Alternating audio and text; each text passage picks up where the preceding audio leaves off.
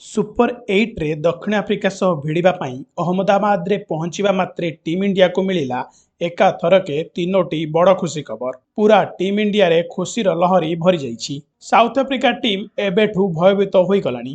ଗୌତମ ଗମ୍ଭୀର ଓ ସୂର୍ଯ୍ୟକୁମାର ଯାଦବ ଘାତକ ପ୍ଲାନ୍ କରିଦେଇଛନ୍ତି। ଗୋଟିଏ ନୁହେଁ, ଦୁଇଟି ନୁହେଁ, ତିନିଟି ଖୁସି ଖବର ବିପକ୍ଷର ନିଦ ଉଡ଼େଇ ଦେଇଛି। ସାନ୍ ଓ ଜାନ୍ ସହ ଟିମ୍ ଇଣ୍ଡିଆ ଏହି ସେମିଫାଇନାଲ ପାଇଁ ପହଞ୍ଚିଛି। ବଡ଼ ଖୁସି ଖବର ଆସିଛି। ହଁ, ଯେତେବେଳେ ଟିମ୍ ଇଣ୍ଡିଆ ନେଦରଲ୍ୟାଣ୍ଡକୁ ହରାଇ ସୁପର 8 ପାଇଁ ଅହମ୍ମଦାବାଦରେ ପହଞ୍ଚିଲା, ତାଙ୍କୁ ତିନୋଟି ବଡ଼ ଖୁସି ଖବର ମିଳିଗଲା। ଯାହା ଦେଖାଯାଇଛି ଯେ ଟିମ୍ ଇଣ୍ଡିଆର ଜୋସ୍ ସାତ ଆକାଶରେ ପହଞ୍ଚି ଯାଇଛି। ଯେଉଁଥିରେ ଏହି ଖୁସି ଖବର ଏପରି ଯାହା ଶୁଣିବା ମାତ୍ରେ ଆପଣ ମଧ୍ୟ ଖୁସିରେ ରୋମାଞ୍ଚିତ ହୋଇଯିବେ। ଯଦିଓ ଟିମ୍ ଇଣ୍ଡିଆ ପାଇଁ ଭଲ ଖବର ନୁହେଁ, କାରଣ ଟିମ୍ ଇଣ୍ଡିଆର 2 ଜଣ କିମ୍ବା 3 ଜଣ ଖେଳାଳି ଫର୍ମରୁ ବାହାରେ ଅଛନ୍ତି, ଯାହା ଟିମ୍ ଇଣ୍ଡିଆ ପାଇଁ ବଡ଼ ଚିନ୍ତାର ବିଷୟ ପାଲଟିଛି। ବଡ଼ କଥା ହେଉଛି ଟିମ୍ ଭିତରେ ସିକ୍ସର କିଙ୍ଗ ଖେଳାଳିଙ୍କ ଫେରିବା ହୋଇଛି ଏବଂ ଏହି କାରଣରୁ ଆମେ କହୁଛୁ ଯେ ଟିମ୍ ଇଣ୍ଡିଆର ଦକ୍ଷିଣ ଆଫ୍ରିକା ସହ ଭିଡ଼ିବା ପାଇଁ ଅହମ୍ମଦାବାଦରେ ପହଞ୍ଚିବା ମାତ୍ରେ ତାକୁ ବଡ଼ ଖୁସି ଖବର ମିଳିଛି।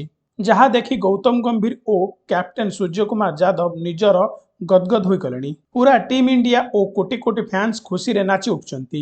ଏହିପରି ଅହମ୍ମଦାବାଦର ମାଟିରେ ପହଞ୍ଚିବା ମାତ୍ରେ ଟିମ୍ ଇଣ୍ଡିଆକୁ ମିଳିଛି କ'ଣ ସେହି ତିନୋଟି ବଡ଼ ଖୁସି ଖବର? ସବୁ ଆପଣଙ୍କୁ ଏହି ଭିଡ଼ିଓରେ ଆମେ ଜଣାଇବୁ। କିନ୍ତୁ ତା ପୂର୍ବରୁ ଯଦି ଆପଣ ମଧ୍ୟ ଟିମ୍ ଇଣ୍ଡିଆର ଜଣେ ପକ୍କା ଫ୍ୟାନ୍ ଅଟନ୍ତି, ତେବେ ଭିଡ଼ିଓଟିକୁ ଲାଇକ୍ କରି ସେୟାର କରିଦିଅନ୍ତୁ। ଏବଂ ଆପଣମାନଙ୍କୁ ଗୋଟିଏ ପ୍ରଶ୍ନ, ଏବେ ଭାରତର ସବୁଠାରୁ ଖତରନାକ ଓପନର ବ୍ୟାଟ୍ସମ୍ୟାନ୍ କିଏ? ଇଶାନ କିଶନ, ଅଭିଷେକ ଶର୍ମା ନା ସଞ୍ଜୁ ସାମସନ୍? କମେଣ୍ଟ ମାଧ୍ୟମରେ ନିଶ୍ଚିତ ଜଣାଇବେ। ତେବେ ଆଇସିସି ଟି20 ବିଶ୍ୱକପ୍ 2026ର ଗ୍ରୁପ୍ ଷ୍ଟେଜ୍ ମ୍ୟାଚ୍ ସବୁ ଶେଷ ହୋଇସାରିଛି ଏବଂ ଏବେ ଟୁର୍ଣ୍ଣାମେଣ୍ଟ ନିଜର ସବୁଠାରୁ ରୋମାଞ୍ଚକର ପର୍ଯ୍ୟାୟ ଅର୍ଥାତ୍ ସୁପର 8 ରାଉଣ୍ଡରେ ପହଞ୍ଚିଅଛି। ଟିମ୍ ଇଣ୍ଡିଆ ଲିଗ୍ ଷ୍ଟେଜ୍ରେ ଲଗାତାର ବିଜୟ ହାସଲ କରି ଶାନଦାର ପ୍ରଦର୍ଶନ କରିଛି ଏବଂ ଆତ୍ମବିଶ୍ୱାସ ସହ ପ୍ରଥମ ପର୍ଯ୍ୟାୟରେ ସ୍ଥାନ କରିଛି। ଏବେ ଅସଲ ଚ୍ୟାଲେଞ୍ଜ ଆରମ୍ଭ ହେବାକୁ ଯାଉଛି, ଯେଉଁଠାରେ ପ୍ରତ୍ୟେକ ମ୍ୟାଚ୍ ସେମିଫାଇନାଲର ଟିକେଟ୍ ନିର୍ଦ୍ଧାରଣ କରିପାରେ। ଭାରତୀୟ ଟିମ୍ ସୁପର 8ରେ ନିଜର ପ୍ରଥମ ମ୍ୟାଚ୍ 22 ଫେବୃଆରୀ ଦକ୍ଷିଣ ଆଫ୍ରିକା ବିପକ୍ଷରେ ଖେଳିବାକୁ ଯାଉଛି। ଏହି ମ୍ୟାଚ୍ରେ ଅହମ୍ମଦାବାଦର ନରେନ୍ଦ୍ର ମୋଦି ଷ୍ଟାଡିୟମରେ ଅନୁଷ୍ଠିତ ହେବ। ଏହି ସେହି ମଇଦାନ ଯେଉଁଠାରେ ଟିମ୍ ଇଣ୍ଡିଆ ଗ୍ରୁପ୍ ଷ୍ଟେଜ୍ର ନିଜର ଶେଷ ମ୍ୟାଚ୍ ଖେଳିଥିଲା। ଏହିପରି ଘରୋଇ ପରିସ୍ଥିତିରେ ଫାଇଦା ଭାରତୀୟ ଖେଳାଳିମାନଙ୍କୁ ମିଳିପାରେ। ଦକ୍ଷିଣ ଆଫ୍ରିକା ଟିମ୍ ଏହି ଟୁର୍ଣ୍ଣାମେଣ୍ଟରେ ଏପର୍ଯ୍ୟନ୍ତ ଦାନବୀୟ ପ୍ରଦର୍ଶନ କରିଛି। ଗ୍ରୁପ୍ ଷ୍ଟେଜ୍ରେ ସେମାନେ ନିଜର ସବୁ ମ୍ୟାଚ୍ ଜିତି ସୁପର 8ରେ ପ୍ରବେଶ କରିଛନ୍ତି। ବିଶେଷ କଥା ହେଉଛି ଆଫ୍ରିକୀୟ ଟିମ୍ ଅହମ୍ମଦାବାଦରେ ପୂର୍ବରୁ ଅନେକ ଥର ମ୍ୟାଚ୍ ଖେଳିସାରିଛି, ଯାହାଦ୍ୱାରା ସେମାନେ ଏଠାରେ ପିଚ୍ ଓ ପାଗକୁ ଅଭିଜ୍ଞତା ଅଛି। ଯଦି ହେଡ୍ ଟୁ ହେଡ୍ ରେକର୍ଡ କଥା କହିବା, ତେବେ ଅହମ୍ମଦାବାଦରେ ନରେନ୍ଦ୍ର ମୋଦି ଷ୍ଟାଡିୟମରେ ଦୁଇ ଟିମ୍ ମଧ୍ୟରେ ଏପର୍ଯ୍ୟନ୍ତ ମୋଟ 35ଟି ମ୍ୟାଚ୍ ଖେଳାଯାଇଛି, ଯେଉଁଥିରୁ ଟିମ୍ ଇଣ୍ଡିଆ 21ଟି ମ୍ୟାଚ୍ ଜିତିଛି, ଯେତେବେଳେ କି ଦକ୍ଷିଣ ଆଫ୍ରିକାକୁ 13ଟି ମ୍ୟାଚ୍ରେ ବିଜୟ ହାସଲ ମିଳିଛି। ଗୋଟିଏ ମ୍ୟାଚ୍ ବିନା ଫଳରେ ରହିଛି, ଅର୍ଥାତ୍ ଟିମ୍ ଇଣ୍ଡିଆର ପଲ୍ଲା ଦକ୍ଷିଣ ଆଫ୍ରିକା ଟିମ୍ ଉପରେ ଭାରି ରହିଛି ଏବଂ ଏହା ଟିମ୍ ଇଣ୍ଡିଆ ପାଇଁ ଏକ ବଡ଼ ଖୁସି ଖବର। ଅର୍ଥାତ୍ ଦକ୍ଷିଣ ଆଫ୍ରିକା ବିପକ୍ଷରେ ଟିମ୍ ଇଣ୍ଡିଆର ବିଜୟ ପ୍ରତିଶତ 80%ରୁ ଅଧିକ ରହିଛି।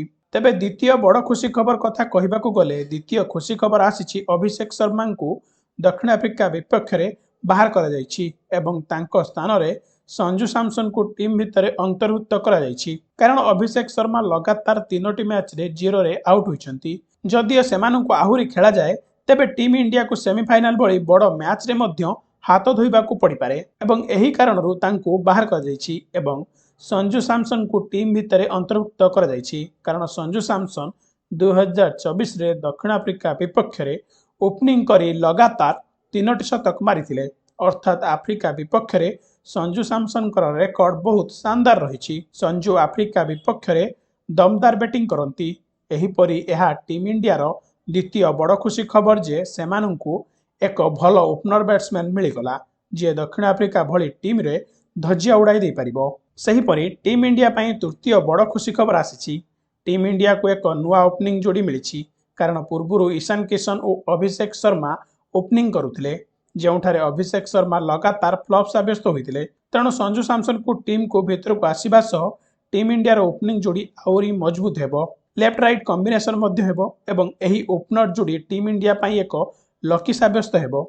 ତେବେ ବନ୍ଧୁଗଣ, ଏହି ତିନୋଟି ଖୁସି ଖବର ଦେଖି ଆପଣଙ୍କୁ କ'ଣ ଲାଗୁଛି? आपणकर जेकोसी मतामत निम्न कमेंट करी जणातु। तेबे फ्रेंड्स जदि आम चैनल को नुआ आछंती तेबे आम वीडियो को लाइक करी क्रिकेट खबर चैनल को सब्सक्राइब कर दियंतु। जय हिंद जय भारत।